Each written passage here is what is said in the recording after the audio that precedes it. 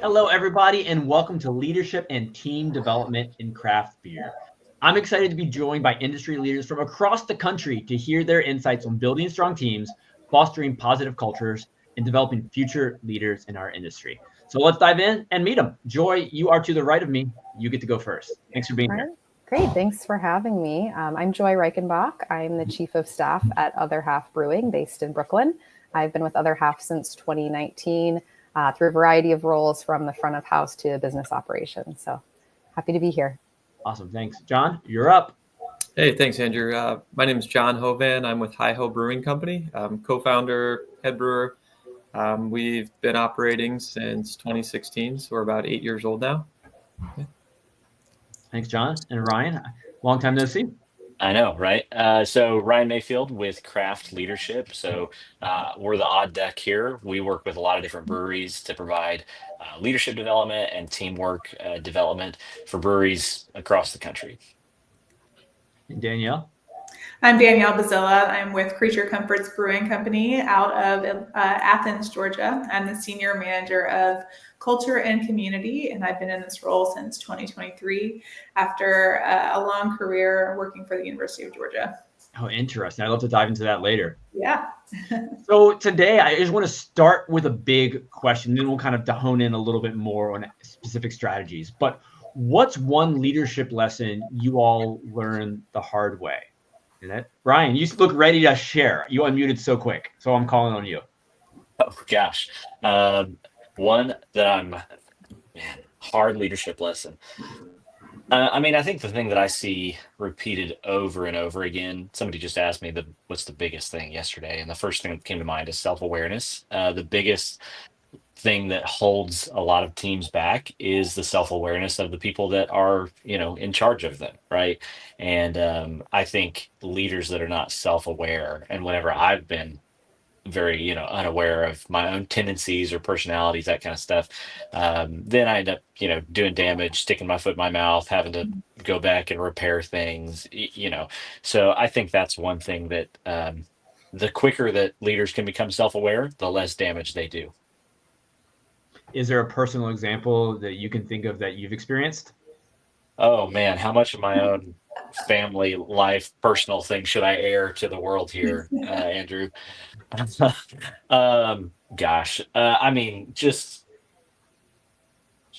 trying to pick one. Yeah. I think, that's one thing, joking aside, that we talk about is it is good in a professional sense, but everything that we talk about with leadership development tends to kind of, find its way outside of that world into your personal life too. And so, just for me personally, even learning how to be a better parent to my kid, right, is huge, or a better husband to my wife. That's learning to listen and not just force my way, even though I think my way is the best way, right? That's been, I could give you a thousand different instances of that probably in the last couple of weeks. That's a good one. Yeah. Who's next? Who's got an example to share? Well, mine is maybe not totally unrelated to what Ryan said, is that I was going to say that it might not be hard for everyone, but it was hard for me personally that people's perceptions of you might not always be how you perceive yourself.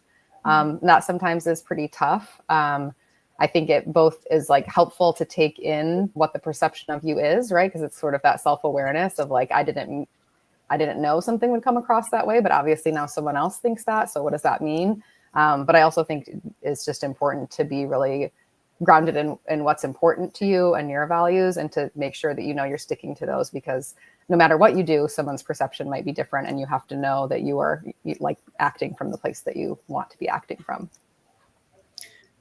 Joy, I couldn't agree more with that. I also struggled with that, and still do, if I'm being honest. The lesson that came to my mind was clarity is kindness. I used to struggle, and still do, also still growing. We're all growing leaders. Used to struggle with sharing my opinion or and fear of conflict, but ambiguity breeds confusion, and in that vacuum, people often fill in the blanks with assumptions. So clear, consistent communication is not just about the what, but the why helps teams feel grounded and empowered. And John, Yeah. you got any thoughts on this one? Yeah. So Joy, Danielle, Ryan, you guys kind of hit the nail on the head there. Just one thing I wanted to add, Danielle, you made me think of this. Just being clear. So in my, what I'm doing here, just making sure like being clear with all employees, role clarity, and making sure that everyone knows exactly what they're supposed to be doing, and then setting delegation to everyone and clear expectations and explaining. I think that's really something I learned. Awesome. Thanks for sharing that, John. Yeah. So for the three of you who work at breweries, I'd love to hear what great leadership looks like in your setting. And Danielle, I'd actually like to begin with you on this one, because I'd like to hear how it differs from the university years that you spent. So talk to me a little bit about what leadership looks like at Creature Comforts, and how is that different from what you experienced in the past? It is 100% different. I mean, just everything about working at Creature is different than working for UGA. Public sector versus private sector aside, leadership definitely looks different than it did in my years at UGA. I feel like I've experienced great leadership here at Creature through really deeply present leaders. It wasn't just orders via email from somebody, from the administrative building at UGA. They're in conversations with us and our staff. They're aligning people on purpose and making the brewery not just a workplace, but a place people are proud to be part of. So unlike other corporate environments, leadership in craft beer is often, I've found, flatter, where everyone is kind of not on the same level, but it can feel that way. Just more personal and visible, and your team can see and feel the impact of your decisions and actions more immediately. Is that something Creature Comforts is always invested in on the strong leadership side of things? Absolutely, yes. Joy, what are your thoughts? What does strong leadership look like at Other Half? I think what surprised me I was also in a different industry in the past, which I can talk about, but is that it's really, there's such a variety of roles in the beer industry, especially if you have a tap room, is that some of your employees are working in a bar restaurant environment, some are in a production environment. We do a lot of our own internal logistics. So it's like more than one company all rolled into one. So I think leadership is meeting people where they are within what their role is in the context of their role, but also helping to tie together what's happening across the whole company, because people can get pretty, not dislocated, it's not quite the right word, but they're not in the same place, not doing the same type of role, and might not have the same information. So I think that's different. In a past life, I was in consulting for about a decade doing marketing, brand strategy, sales type work. And I think leadership there is like you're developing all of your people to do the same job. Like you're all in client services. That's always like what your main interface is going to be. And you might have different projects, but like you're developing someone to like take over as a leader of a client relationship. And that's just so different from beer, where like everyone's developing in a very different way. So you have to be like a lot broader with that. That was a great definition of leadership in the beer, realm there. I got a quick follow-up before we come to you, John. Joy and Danielle, how many people are on your teams? Just like overall company-wide, just to kind of put it in perspective. We have about 120 right now, just in our Athens location. We probably have another 30 or so in LA. Yeah, and we're like 175 to 200-ish usually across our company with 8 locations. So it's very spread out. We'll dive into those a little bit. John, So what's your team like? And I'd love to hear what that leadership looks like at HiHO. Sure. We have 20 employees, so we're pretty small compared to Joy and Danielle there. So, I mean, in my opinion, just with my role, great leadership, I kind of go back to role clarity. When everyone knows what they're doing, tasks will be completed, and I don't feel like I have to do them, because I think that's, before we really started going with craft leadership here, I would just pick up the slack from everyone, and I would be run pretty thin. But as a small business, it's like if if there isn't someone that's dedicated to doing it, then it falls back on me. I mean, it's not like someone just pops in and cleans up a bunch of stuff. But yeah. So John, as the smallest brewery on the call, not saying you're a small brewery, but compared to numbers wise, when did you realize that leadership for HiHO could be a competitive advantage and something you wanted to invest in more? That's a good question. My wife, Allie, I think she kind of saw me wearing down pretty thin.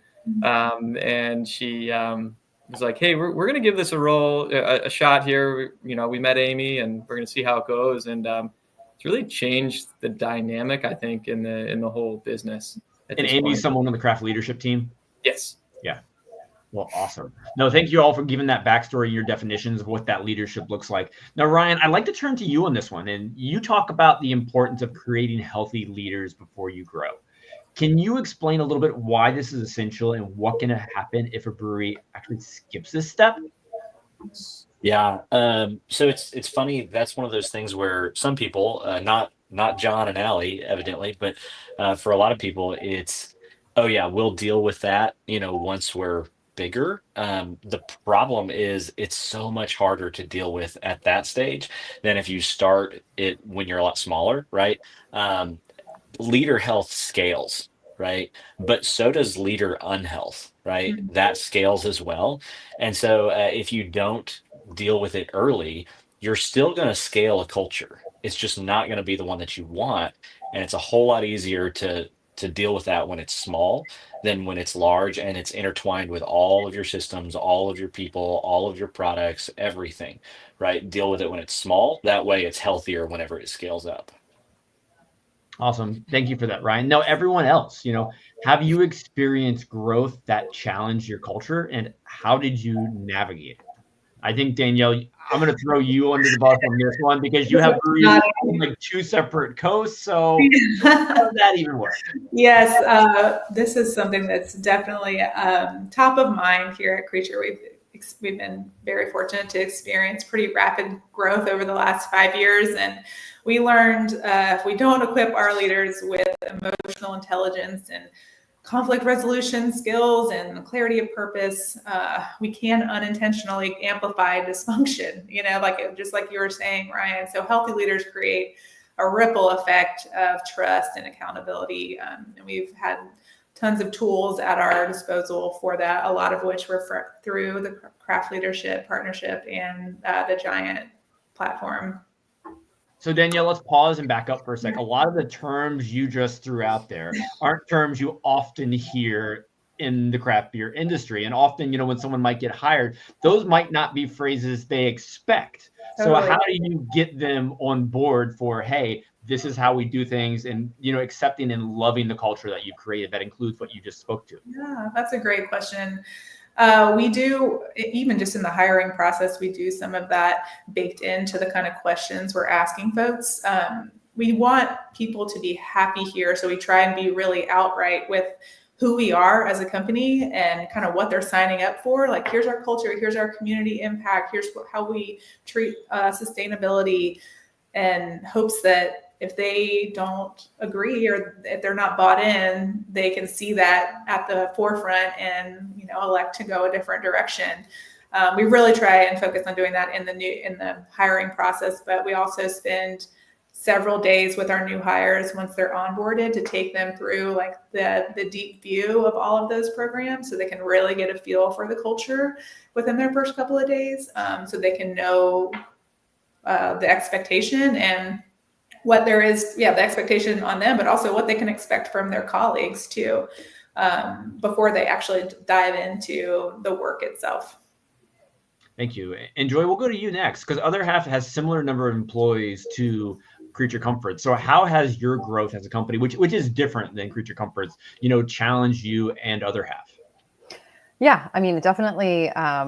It seems like it's gone very quickly, although I guess it's been over the course of time. But I kind of came into a role similar to where I'm at now during the pandemic. And in 2020, we opened 2 new locations, which was hard to believe that it was even happening, but they were projects already underway before everything happened. So And from there, now we've grown to 8 locations spread out through New York, Philly, DC. So we're not even all very close to each other anymore. The demographics of the populations we're serving in those areas are very different. And our staff is very different in those areas as well. So I think we definitely have noticed, kind of to Ryan's point, what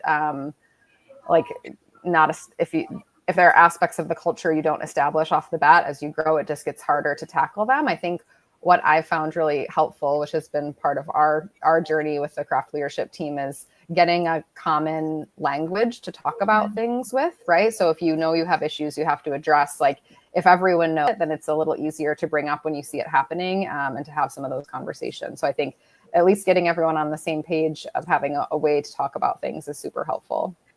When do we get on that? Oh, go ahead, John. Yeah. So, you said you have different demographics in different locations.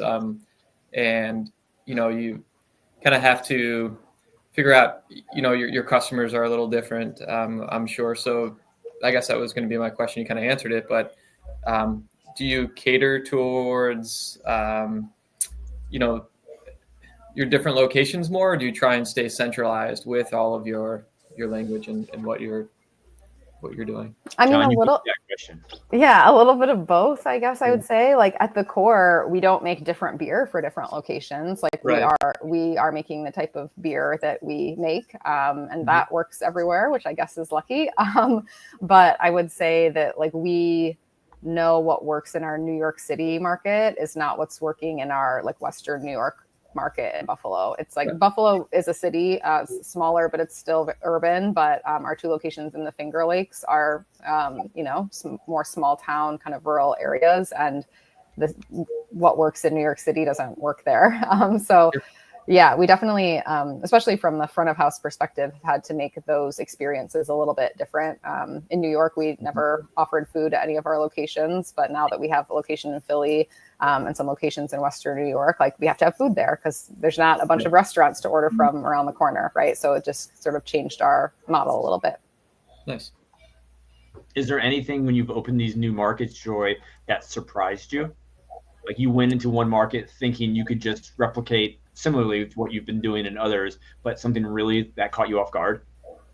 Yeah, I think so. I mean, mostly just how the way that things are. New York City is like such a very specific market. I think it hasn't been as surprising to open locations here. We know what the beast is and what we're dealing with. I think we opened DC was our. I wasn't around when the first Finger Lakes location opened, but DC opening I was there for, and we thought, oh, like another urban market, it'll be just the same, but. Our location is not in a location that gets a ton of foot traffic. There's not a lot of residents in the area. So it just is a different space. And like production wise, the capacity there is much larger than it is in Brooklyn. So it like just has a different focus. Like that one feels more like a brewery and less like a balance between brewery and tap room, if that makes sense. Thanks, Joy. Now, John, you've obviously grown the brewery a little bit since you've opened it up. So talk to us what growth looks like for a brewery like HiHO and how you've kind of dealt with challenges to keep your culture what you want it to be as you've kind of scaled up a little bit. That's good. Let's see. Growth for us. So, I mean, we started without a kitchen, and then we added a small kitchen, and then the kitchen got larger and larger, and now it's a pretty substantial amount of our sales go towards food, and that's always a challenge. The kitchen's tough. We have the most amount of employees working in the kitchen, just trying to make sure everyone communicates well, making sure everyone's on the same page. Who's, once again, going back to role clarity, who's in charge of what to make sure all the tasks are completed. That's kind of growth for us. Also, looking in the side of if we're looking at our community, we've always been really ingrained with our community, and we just continue to stick with them and work with them with all of our with our outreach and everything. So we stay close with them, and we help them and they help us. So it works great. Awesome. Thank you. Now, Danielle, I'd like to come back to you for a minute. Joy talked a little bit about differences between locations. Did you discover any differences looking at California to Georgia? Yes. The laws are different. That was eye-opening. It's probably just because I was brand new to everything in California. And I came in we'll call it in the 11th hour of the opening of the LA brewery. And it really is its own separate entity. That was a decision our leadership made to kind of let them be their own institution, if you will. But it mirrors the same culture. So we gave them all the tools that we found useful, especially in the beginning. And we kind of act as like consultants for them, but they're managing more of the day to day. Thanks, Danielle. So everyone, our industry is definitely constantly evolving, and we go through some times that are very challenging. So as leaders, could you give me an example of how you or others at the leadership level have been anchored during these moments of, well, we don't really know what's going on? I mean, it could be something as an example of just jumping in behind the bar at the tap room, or just, things on a higher level, like helping people stay in touch and communicate better during a pandemic. I'd love to hear, how leadership has helped out during a tough time. Yes, leadership for us, I mean, it's honestly just being present and continuing to give support. I think if we're here and we're doing the work, employees will see that, and in turn they really do everything they have to do to keep us moving forward and stay successful. Thank you, John. Who's up next? This might be a slightly weird example because I wasn't really in a leadership role when the pandemic happened. I was transitioning my role within Other Half to have some more, I was front of house at the time and moved into some more office-based responsibilities, like the week everything shut down.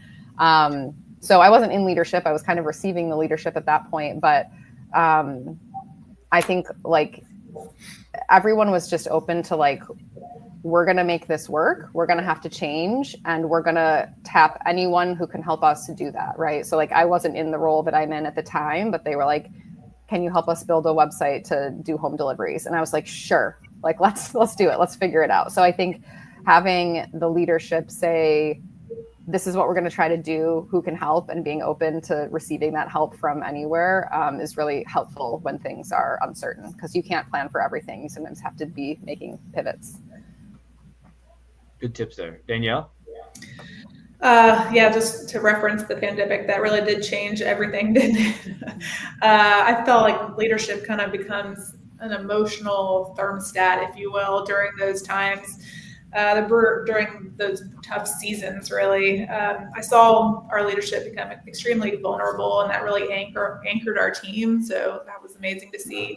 But they really focused on communication, regular communication, admitting what they didn't know, and really guiding all of our decisions through our purpose, and really using that as an anchor. But the transparency earned trust and reminded folks that they weren't alone during that season.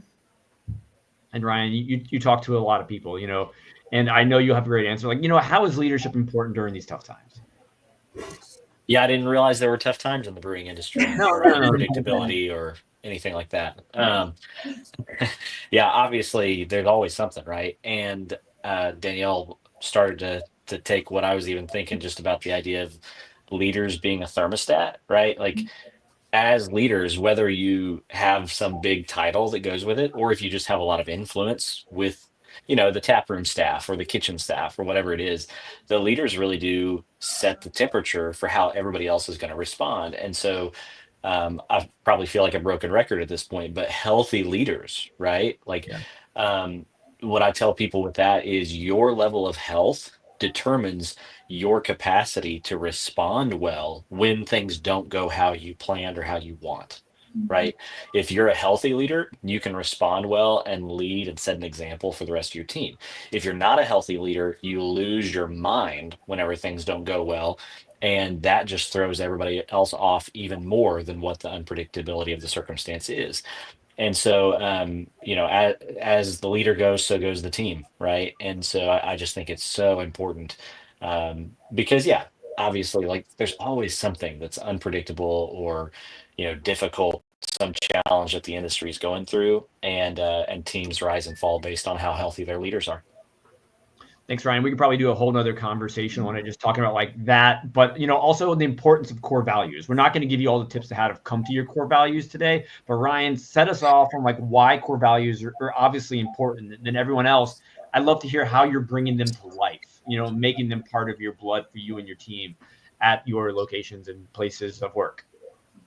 Yeah, well, I'm not going to do the panelists any favors here on this one. I'm going to set them up with an answer they're going to have to deal with to challenge them a little bit. But when it comes to core values, one thing I tell people all the time is your core values are not what you say they are, right?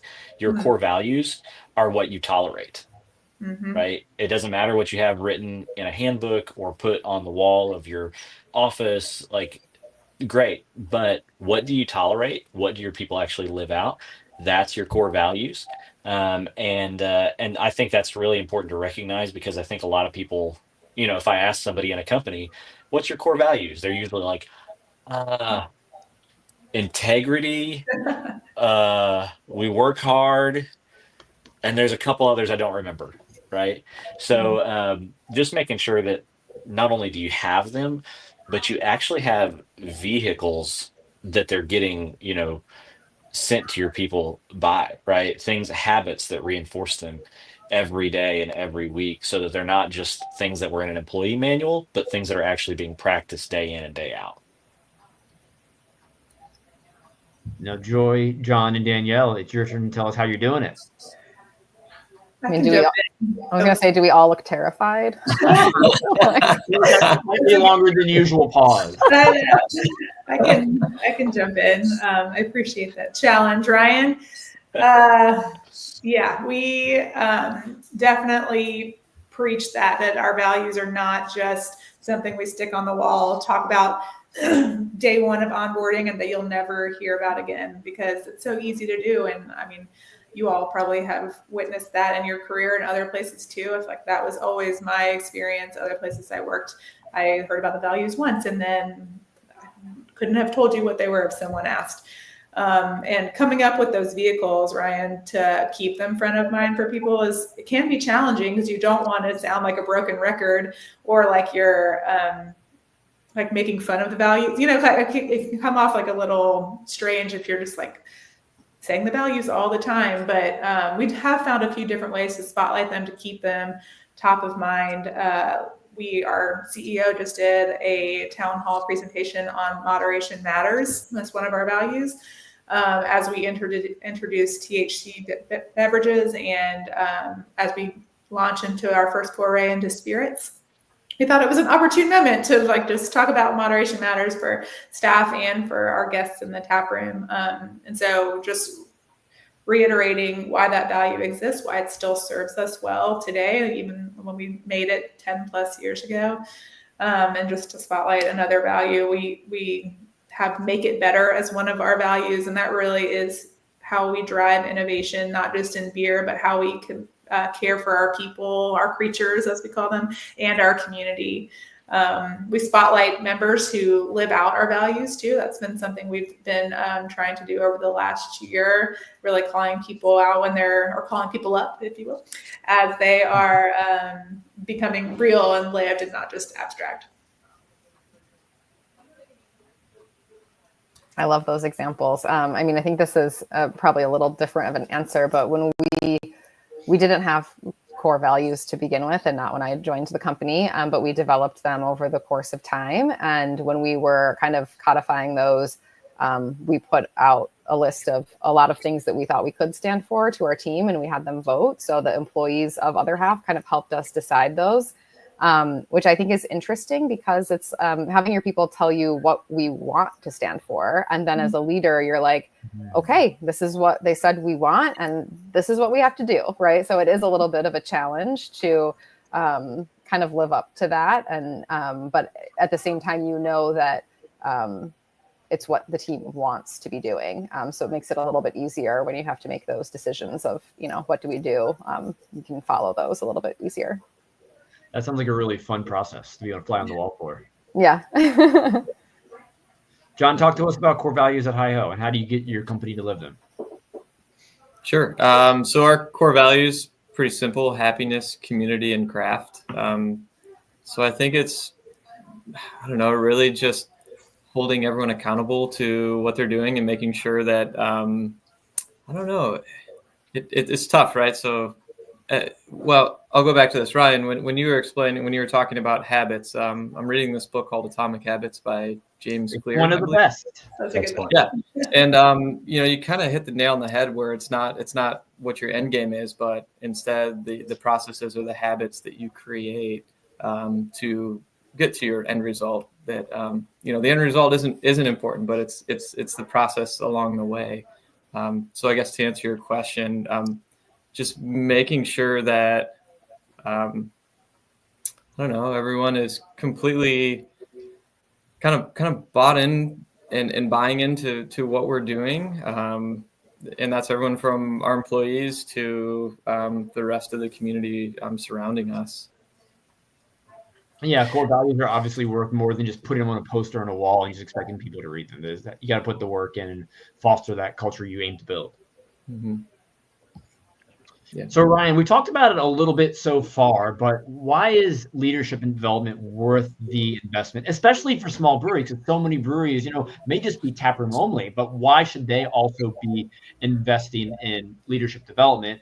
And for everyone else, as a follow-up in a moment, I love to hear what you're doing to grow as a leader for you and then your staff, and what's working and what might not be working. But Ryan, talk to us generally why this is a big. Yeah. So I've yet to meet, and maybe there's somebody that's going to watch this later and they can email me directly, but I've yet to meet a brewery like owner or founder who woke up one day and thought, you know what I want to do? I want to start a business where I have to manage a bunch of people, right? Like every brewery I've ever known has started because somebody decided they were going to try brewing beer and they were actually decent enough at it that someone wanted to buy it. And then enough people wanted to buy it that they had to hire someone to help them with it. And then they wake up one day and go, I have all these people. Like, I didn't get into this to deal with people problems. I like brewing beer, right? I had one brewery owner say to me, like, Ryan, I'm not a business person. I'm a chemist. That's what I want to do, And so I think that's just a really common thing in the brewing space is you have a lot of people who have almost inherited or by default get these leadership problems. Like if you're any good at making beer, you're going to have leadership challenges because your team's going to grow. And so whether that's, a team of 150 or, a team of 15, people have problems, right? We all do. And nobody's immune from that. And so I think that's one way that, the brewing industry is actually not any different than any other industry out there is it's full of people and people have problems. And if you don't develop your leaders to be able to help people deal with those people problems, then those problems are going to just keep coming at you and keep causing issues inside of your business. So I think it's just really important, just like any industry. I think the brewing industry is the same way. And everybody here has invested in leadership. I mean, that's a given. You all have taken the steps to better yourselves and your team. But individually, I'd love to hear what you're doing besides having conversations with people like Ryan and Craft Leadership. What are you doing to grow as a leader? I'd love to kind of learn from each of you. I kind of don't view it any differently than how I'm trying to grow as myself as a human just in my life. Like it's all kind of one and the same to me. So I think both, the things that I do to stretch my mind, reading things, listening to podcasts, listening to other perspectives and taking those in and internalizing them, like is going to help in all areas of your life.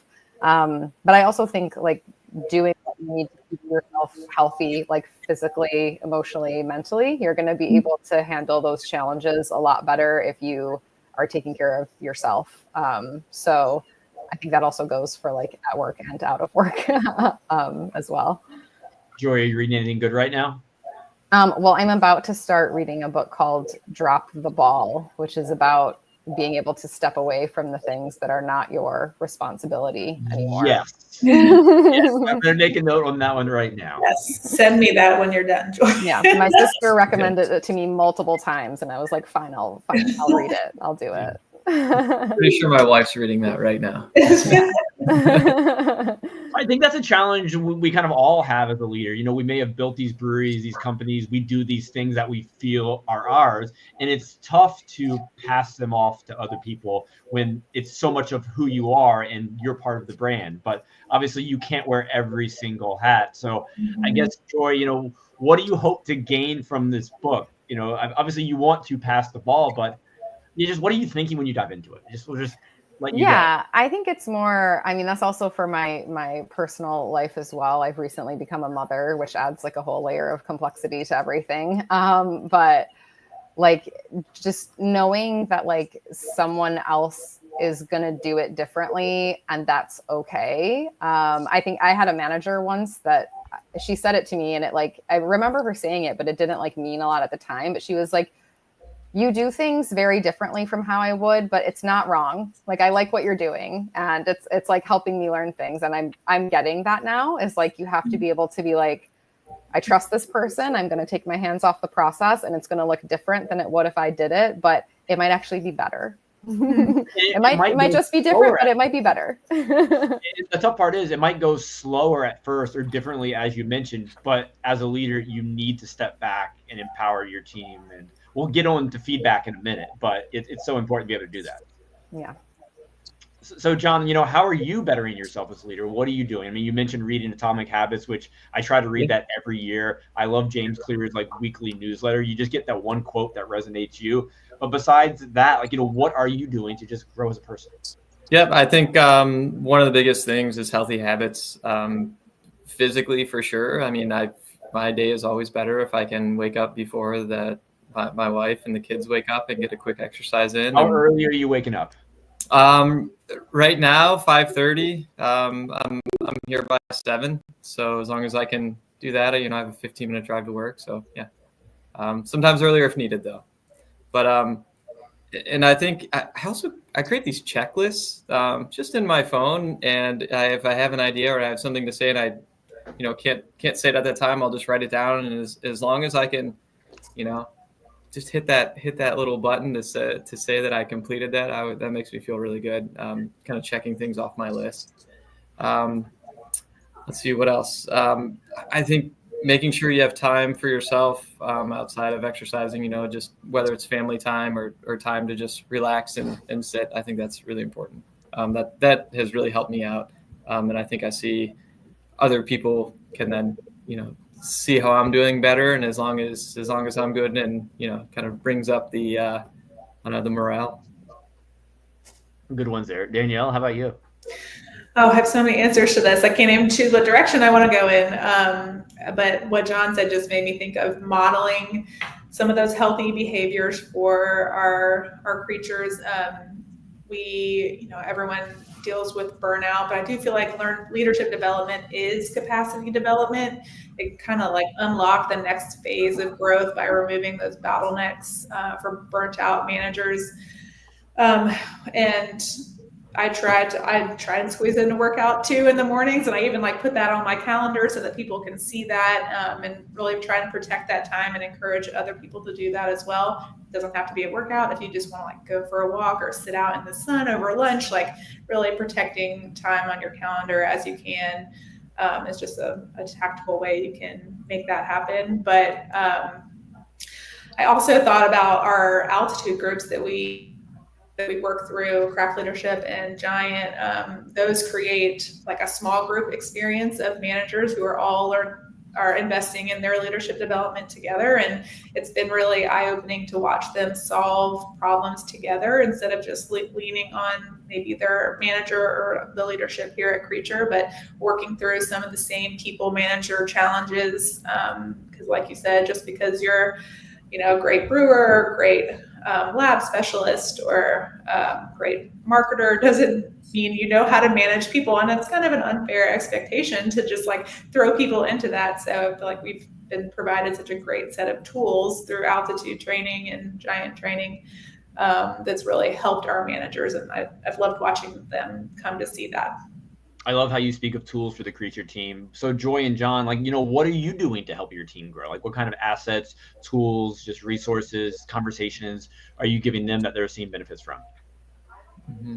Yeah, I think we're also engaged with craft leadership and have a monthly management training that we did it a few years ago and decided to revisit it. And I think we've had a lot more interest in it this time as our team has gotten even bigger and people are like, oh yeah, I am going to need to do this stuff.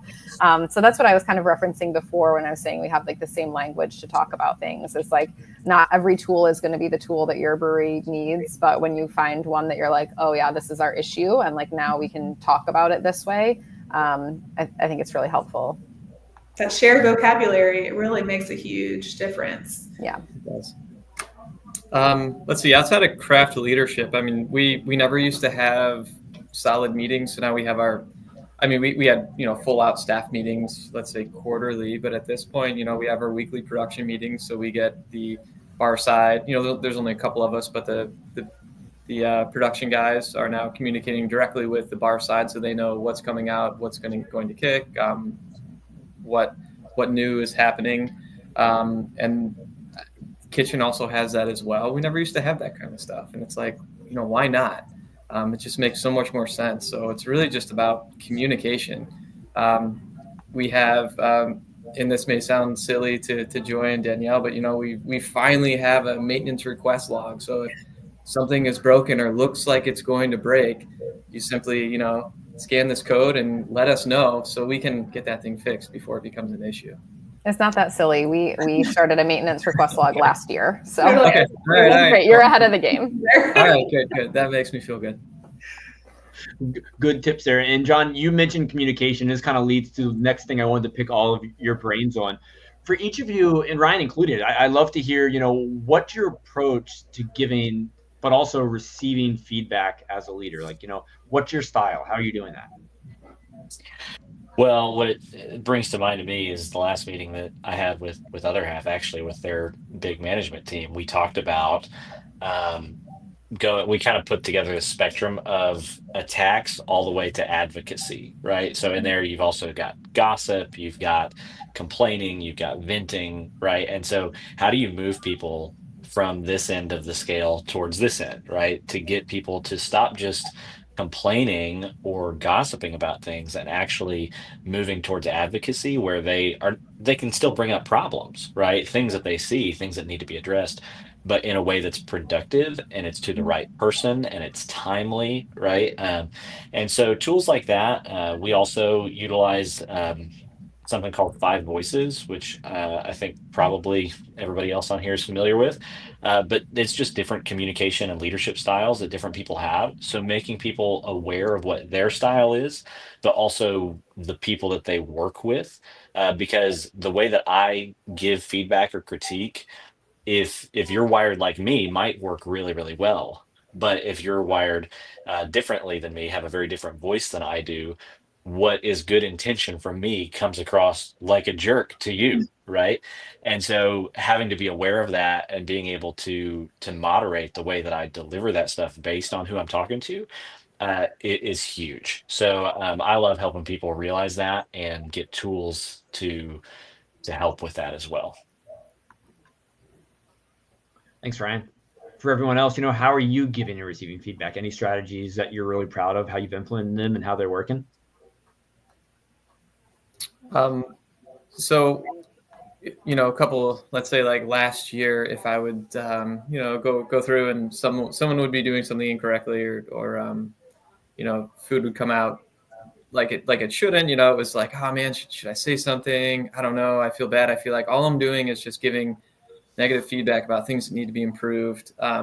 So after, moving forward with craft leadership, the best thing that I've kind of found out here is that as long as you're giving good praise on, job well done here or there, whether it's something small or big, it doesn't matter. It's a lot easier to give those that corrective action or not corrective action, but give the, let people know if something needs to be changed in a specific way, I guess. And that's really helped out. And then there's also, communication code. If you're looking for feedback, maybe before that conversation starts, let the employee know, especially if they're part of the craft leadership group that we're working with. Hey, I'm just looking for some feedback here, or I just really need to vent about something. Let's get through this, and then once you hear me, then we'll talk about feedback or something along those lines. You just hit the nail on the head, John. That's very much those two tools that you just referenced were the things that came to my mind too. But providing high support and high challenge is what makes a great leader, right? I can feel you getting that terminology, but and if you feel like someone's not for you, then it's hard for them to receive challenge. But we all need challenge in order to grow, right? So if you're also providing that high support as a leader, then you're more receptive to that challenge that needs to be brought. But I'm a huge advocate for making sure we're asking people if they're open to feedback. Like, are you open to criticism on this? Or, are you open to some critique? That's how I should phrase it. But because they might not be ready in that moment. Like if they're in the middle of an event and like lots of balls in the air, that might not be the right time to be providing critique. So I've tried to kind of preach that to our leadership team and our managers too. Nice. Yeah, I think for me, the process of giving feedback is this is an ongoing learning journey for me. It's something that is hard, but I think this was a tip I learned from Ryan. But just kind of owning up to that and saying like, hey, it's a little bit hard for me to have this conversation, but I'm going to give you some feedback. And it's like, I think just showing the vulnerability just makes it easier because you do feel vulnerable when you're receiving feedback. So if people can see that like you're not happy, like you're not like excited to like put somebody in their place, like you're actually also struggling with this and just want to like make sure we get to the right outcome. That's been helpful. Then also if I'm awkward while I'm doing it, they understand like why I'm being weird. And I think for like receiving feedback, I don't know if someone said this to me at some point, but like I sort of take as like everything is feedback, like every interaction that you have with someone, right? It's like if you're having a conversation and you say we should go this way and they say we should go this way, like that's feedback. And like maybe you take some of it and not all of it, but like, you're kind of learning through every interaction with people of like what's going to work for them and what's not going to work for them. Like people won't say, I don't like to be managed like that. But if you're not getting the results that you want, then like, that's what they're telling you. They don't like to be managed like that. So it's like, it's all feedback. You just have to be like looking for it. Joy, just to pile on to the first thing you were saying, I think it's so funny because it is counterintuitive a little bit about like calling yourself out, in front of people that you're not good at it or you're uncomfortable with it. But there's like a couple of realities you have to pick from, right? The one reality is you don't do that. And then later that person talks about it and is like, I hate those conversations with Joy. She's terrible at that. Because they're going to say that. But if you call it out, you're like, hey, I don't like doing this. I'm not good at it. I'm uncomfortable. Then they're not going to go say, she was really uncomfortable. She's not good at it, right? Because you've already said it. And so right. No one's throwing salt in that wound. Right. And when you call it out, like when a leader shows that kind of humility to expose themselves, it opens the door for people to be gracious to you. But when you pretend like you've got it all together, then you lose a lot of the goodwill that you could get if you just call it out and be honest and vulnerable about yourself. I think people respect that, and that tends to go a lot better if you just own that up front. Yeah, good way to bring it together, Ryan. Now, John, I'd like to come back to you for a minute because your wife is your co-founder. Yeah. Talk to us a little bit about what feedback looks there. Yeah. So, when before HiHO Brewing Company, we were both teachers. So we had all summer off together. We had all the vacations off together, a ton of time. And we're like, this is nothing. We're always together anyways.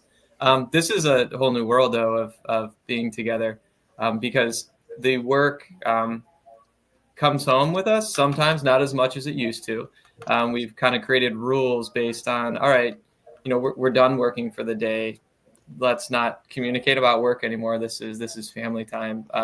So we're doing really good with that. It's I'm not sure if this was on Craft Leadership or Giant, where it's like, all right, if once I'm driving home, once I get to these railroad tracks, let's say I'm done working. I'm not going to text anymore, even though I shouldn't be texting and driving, but I'm done. I'm just going to forget about all of it. So, for the rest of the day. So we're doing that.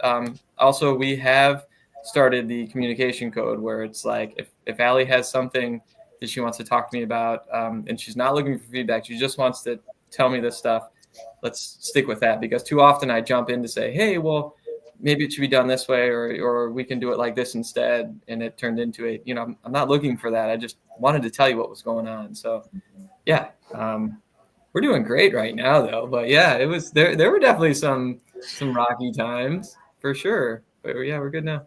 I mean, because so many breweries are family operations like yours, John. So I think there's a lot we can learn from what you just said. Good tips. Yeah.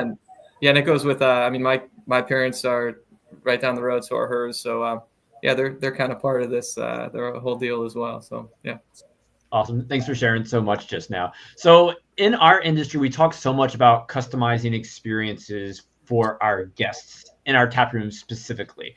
But for each of you, you have teams. So how are you best understanding your teams, their needs, their strengths, and creating the best workplace experience for them? What does those conversations look like, and how are you doing it? That awkward moment, everybody. I'll jump in here. I don't know if I have the best response, but we're really always checking in with people. If they need something, it's like, hey, let us know, and we make it happen. We don't. We're pretty small, so if a part breaks or we're constantly having issues or a bottleneck is right here, we try and figure it out as quickly as we can to move forward and to ease any stress that may have been created. Yeah, I pause because I hate to keep going back to what we're learning from craft leadership. I feel like it's an infomercial. I think you can get this information from whatever source is working for you. We happen to be using craft leadership, but I think learning more about kind of the 5 different personalities and, kind of who has what within our company just helps to expose, like, we have a lot of people who are what we call the nurturers, which means we all really care about each other. We're always looking out for each other, but it also means there's gaps, right? If everyone is kind of in one camp, like, you have gaps, and there are certain employees who have different management styles and different personalities that can fill those gaps, right? So it's like acknowledging what people's strengths they can bring to the table to work together, and that what works for you and what you want to receive when you're being managed isn't necessarily what everyone on your team is gonna want. That's kind of how I get to that. Everything is feedback, right? Like, if it's not working, doesn't mean you're doing something wrong. You're just not maybe doing the right thing for that person. You have to think about a different way to approach it. Yeah, similarly, using a tool from Giant and Craft Leadership, we started implementing a twice-a-year team performance assessment, and that was really eye-opening for our leaders to get insight into how their teams are functioning, like if they're functioning healthy, and it might look different than what they thought, good or bad, but it gives teams like an anonymous survey essentially, and how they can give that feedback to their leader, but also their colleagues too. So it's been really productive for our teams to have that, instead of like an employee engagement survey, which we do, but that's company wide, for them to see how their individual teams are functioning, and have those numbers and those statistics to work from and build off of throughout the year has been really helpful.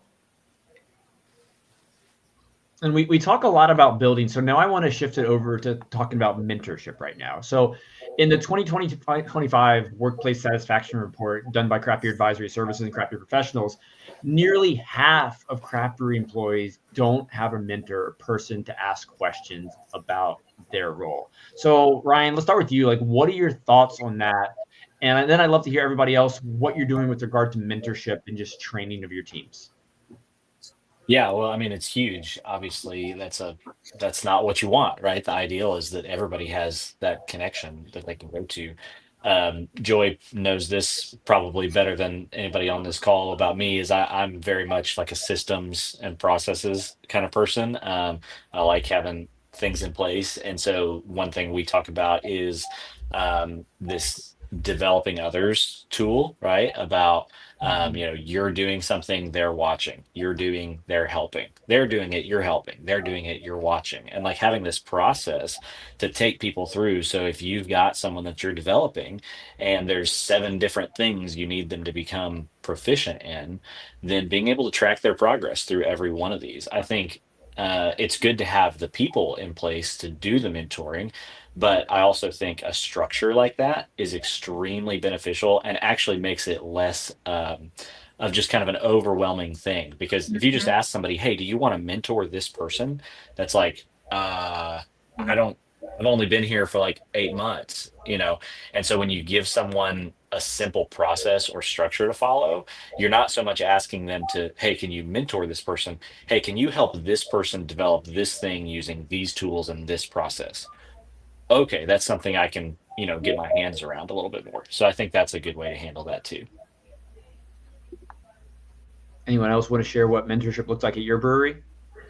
Yeah, I was very pleasantly surprised when I joined Creature just about how open the craft brewing industry is to mentorship. That I feel like there's so many systems and platforms in place for you to find a mentor, like through the Brewers Association, and there's a few other examples. I feel like people in craft beer are just so willing to share their knowledge, and it just feels like that knowledge share is happening across the country, and I think that's really unique. That's certainly not how I've experienced mentorship in other roles. I feel like I had to beg for people to mentor me in some capacity, but I personally enjoy having a mentor in different parts of my life too. Like I have Joy, you mentioned having a new baby, but I also wanted to find a mom who is in the next season of life for me to learn from her and get that experience. What should I expect in this next season of parenthood?